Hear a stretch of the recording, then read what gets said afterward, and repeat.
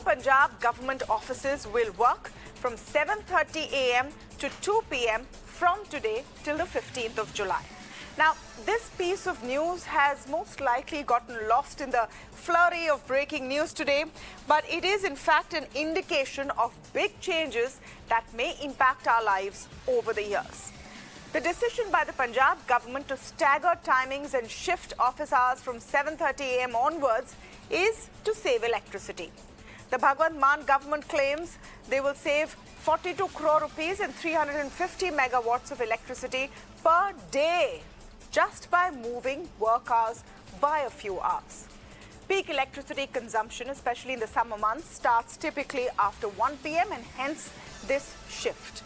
Now, Punjab's power problem also stems from the fact that it needs to divert power to a guzzling agricultural sector. It's estimated that peak demand in the state in June-July, when paddy is cultivated, will cross 15,000 megawatts, whereas Punjab can produce only 6,600 megawatts. That means they have to buy the rest of the power and are already under debt. So why does this matter? Why should anyone really bother about this experiment by the Punjab government that is already reeling under a power crisis? You're probably wondering why I'm talking about it today. Because the world over, there is a growing recognition that business as usual cannot continue on a planet that is heating up while it runs out of resources. Bangladesh, for example, cut office and school timings to deal with a power shortage in the wake of the Ukraine-Russia war. Now, there is some amount of tinkering with regular timings that is already being implemented piecemeal, off and on. For example, Delhi implemented changed timings for offices and markets as part of their plan to curb the crippling pollution the capital city faces every year. In 2022, 115 private firms in Gurgaon were asked to stagger their work timings to prevent traffic congestion. Similarly, Mumbai's BKC saw offices stagger timings to ease the flow of traffic. Come to think of it, is it absolutely necessary that everyone works from 9 to 5? In fact, schools have also started staggering their timings to avoid traffic congestion. It also gives better sleep patterns for children. It's important to add here that the impact on the future of work as global warming increases will become a very harsh reality. Already, we are seeing hotter summers. A Jan 2022 study says 30% of work hours are lost each year due to extreme heat. India loses the largest number of work hours per year as per this data. In fact, an estimate in the Nature Communications Journal says India will lose more than 101 billion hours of labor every year, the highest for any country in the world. So should the Punjab example be looked at on a greater scale? Is this a long-term solution to cities choked with traffic and cloaked in pollution? Or is this a path to chaos? This is what we're hoping to explore on the show today. And joining me are Vimlendu Jha, Environmentalist Shailesh Sinha, CEO of the Traffic People Foundation. I'm also speaking with Dr. Ishwar Gilada, Secretary General, Organized Medicine Academic Guild, that's OMAG. Welcome to all of you, and thank you for speaking with us today on Beyond the Headline. Vimlendu, let me begin with your take on this topic that we've picked up and what the impact of staggered timings could be. Right now, staggered timings are applied as a band-aid at a time of crisis. So, for example, the Punjab government is saying that we're doing this to save electricity, but the fact is that they're going to need more power during paddy sowing period, and they're doing it as a crisis management measure just for about a month or so, a month and a half actually. But do you think staggered timings needs to be looked at as a more holistic solution?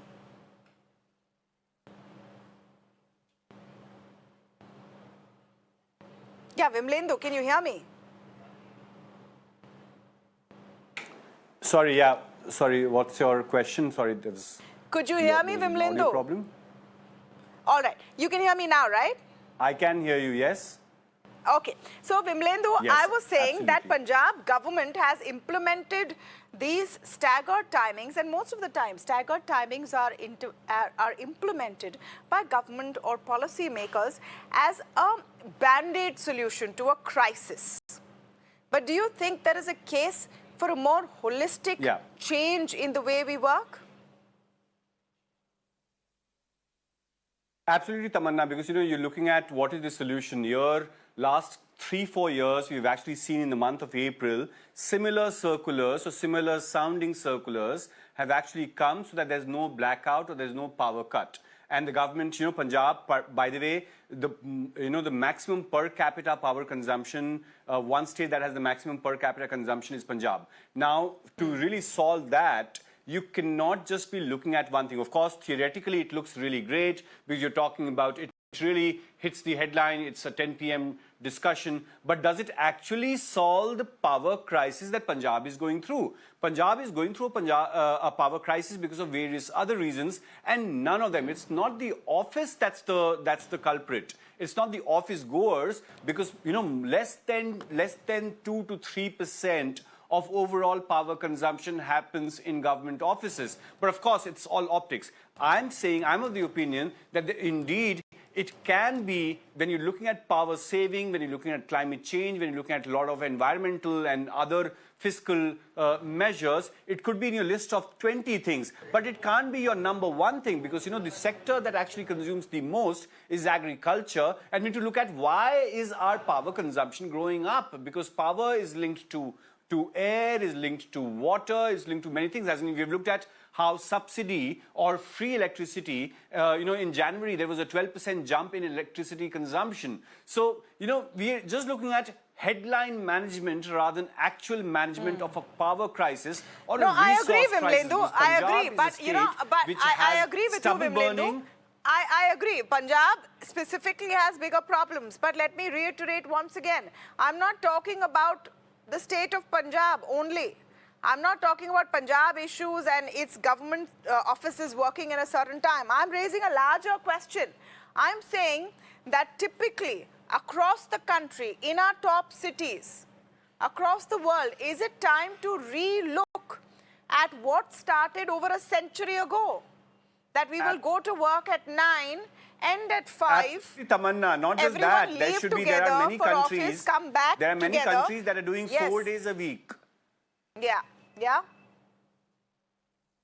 Absolutely, you're absolutely right that we need to do everything under our command, and one of it is this, that we actually start early, because the idea of whatever, less than a % decrease in energy consumption and carbon footprint, we need to do all of those things. So I am actually, when Delhi, when Delhi air pollution, and we all know that almost 30% of Delhi's air pollution is attributed to traffic, and we say that yes, peak hour traffic can be reduced by staggering our office timings, I indeed support that. But here, when we look at Punjab crisis or Punjab power crisis or Punjab air crisis or water crisis, we cannot just be looking at one little thing which says that, oh, well, less than 1% of Punjab's population will actually be using electricity perhaps an hour and a half less and will not be using air condition at all. As in, that's not a solution to either power or to water or to air solution. Indeed, I'm saying that it can be in the list of 20 things. It's not an environmental solution, or it's not the solution that we're talking. We're talking about a state which, as I said, per capita maximum power consumption, per capita maximum water consumption. Agriculture sector consumes the most amount of... I agree. Applying piecemeal solutions do not work.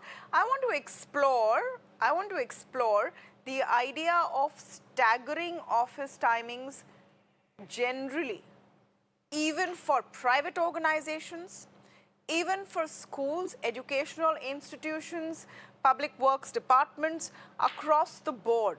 It will take a lot of reimagination to do that. But Shailesh Sinha, let me come to you. In terms of traffic management, has it become now an imperative? We've talked about the number of man-hours lost because of climate change, because of extreme heat in countries like India. What about the amount of hours lost just traveling to and fro from your work?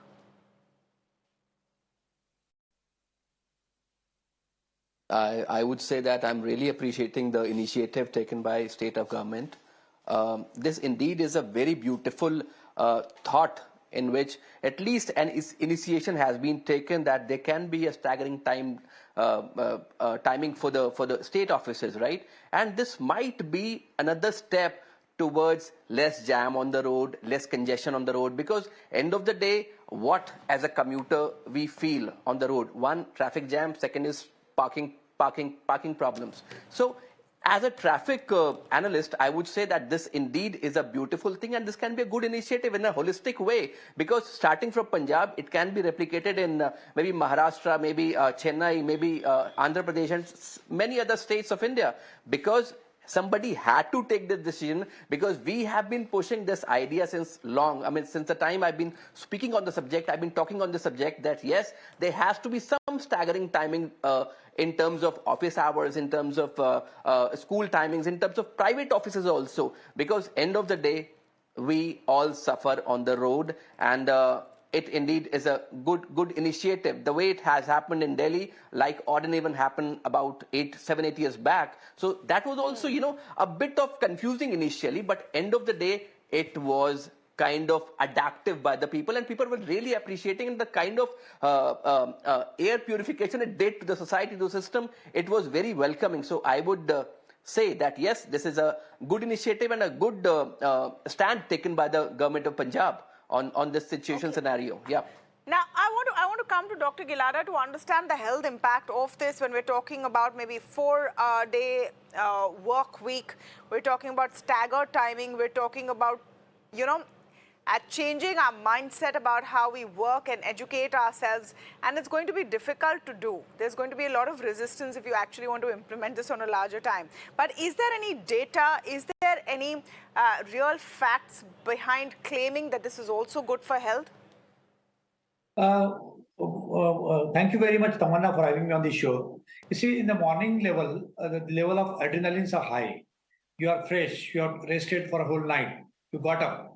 Air is fresh, less pollution. So from all health aspects, and that's the reason that all medical community, because for us it is not new. Entire medical community, they start working at 8 o'clock. You go to any medical colleges, nursing duty, traffic people, teachers. So, and as a student also you have seen, when we got up early in the morning and we read something, it straightway goes to registering in the brain. But if you read in the afternoon and evening, it is not so. So actually, one should not look at a tubular vision. This is an innovation. It should be open for correction. It should be open for any kind of view. But at the same time, such kind of things are there many places in the world. In US, for example, if you go around 7:30 in the morning, you do not find a parking place. So everybody is parked their car at 7 o'clock or 7:15.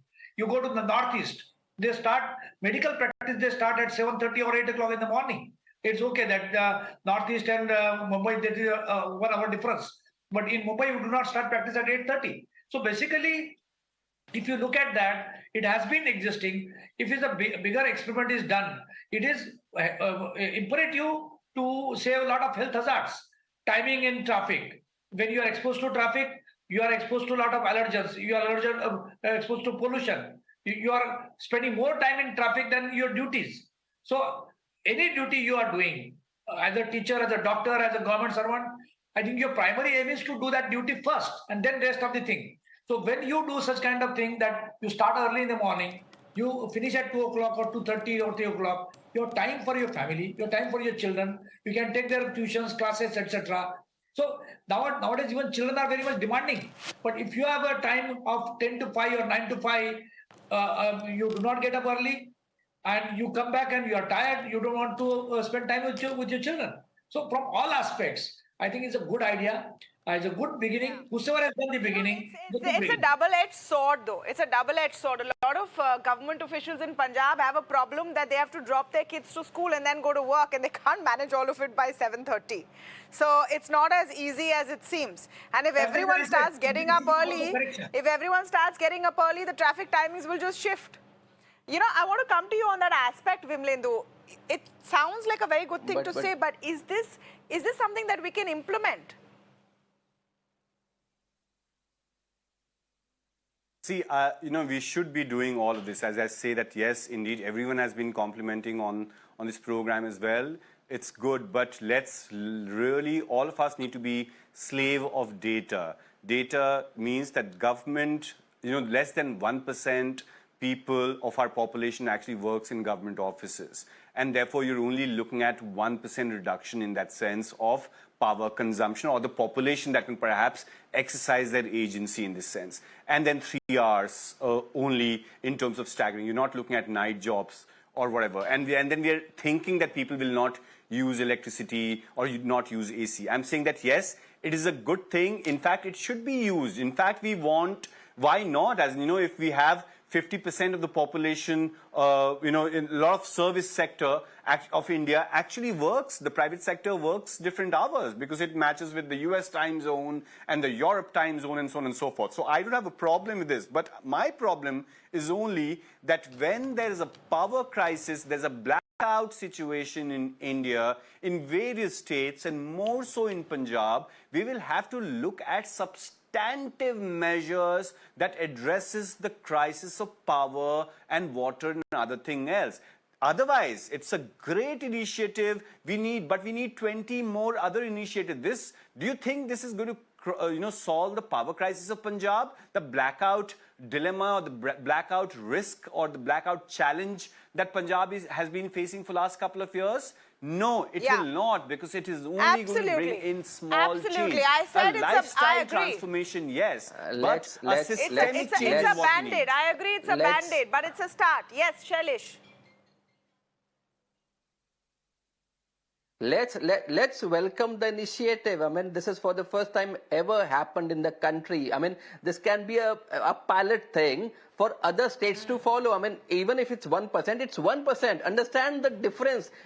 It would be bringing in the psyche of the people, because commuters in any ways would be happy seeing that. For me. I am seeing Please less understand, traffic on the road at around 9, right? When I'm in ICU, kerosene won't do for me. Kerosene won't work when I'm in ICU. Punjab is in ICU of a power crisis, a water crisis, an air crisis. You're getting happy give some kind of buffer to the health part. See, you can't do everything at one go. Kerosene won't work. It might give you a sense that you're eating a tablet, you can't do everything but you're eating rubbish. Okay, 1 minute. I don't know why we've started talking about kerosene and tablet. Let me just bring it back. Gentlemen, let me just bring it back. 1 minute. Smaller steps takes us to bigger. We are not sitting on a decision on whether what the Punjab government did is good or not good. It's a small step. Maybe it is just cosmetic. Maybe it is because they want, electricity for agricultural means, and they're not able to admit it that they're going to have a shortage. Temperatures are going to go high. As we go further, the energy requirements, not just of Punjab, of this country, of this human race, is going to increase. I'm talking about a holistic picture here. Do we need to start re-looking at the way we That's function? What I'm saying. I mean, it's a holistic thing, yeah. You can't have the same traffic times, Absolutely. business as usual, kids going to school at the same time, government, private organizations, schools. Maybe everyone needs to come together and look at ways at easing the pain. Of course, essential services like Dr. Gila does, maybe journalists as well, other essential services will have a different routine. But for those who can, maybe we need to look at some of the lessons learned from the pandemic to ensure that we have a cleaner future. I want to wrap it here, but thank you to all of you for joining us in the first leg of the show. We're moving on to the big stories of the day.